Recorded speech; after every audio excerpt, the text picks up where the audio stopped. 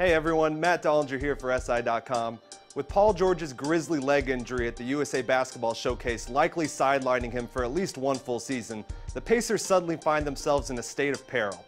Indiana already looked like it was going to take a step back next season after losing Lance Stephenson in free agency.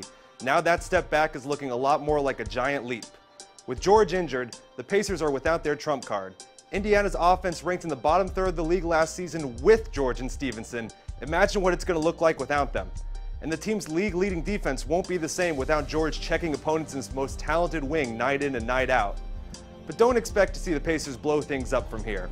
With players like Roy Hibbert, David West, and George Hill, Indiana's still a more than respectable squad in the East. Contention might be out of the question, but a 4 or 5 seed's not. As devastating as George's injuries looked, all indications point to him making a full recovery. If George can return to the player that he was, the Pacers should be a contender again in 2015, taking just a one-year sabbatical from the Eastern Conference's elite. If you're looking for a blueprint, look at what the Bulls did without Derrick Rose last season.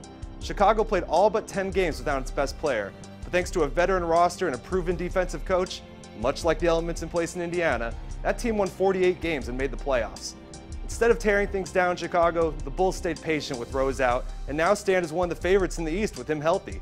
If the Pacers can show the same type of patience, they might be in the same position in a year's time. If there's one move that makes sense for the Pacers, it's selling high on veteran bruiser David West and getting a younger asset in return. West is on an expiring contract and would be seen as a valuable commodity on the trade market. It's been a brutal summer for Indiana, losing Stephenson to the Hornets and George to injury, but it doesn't have to be a brutal season.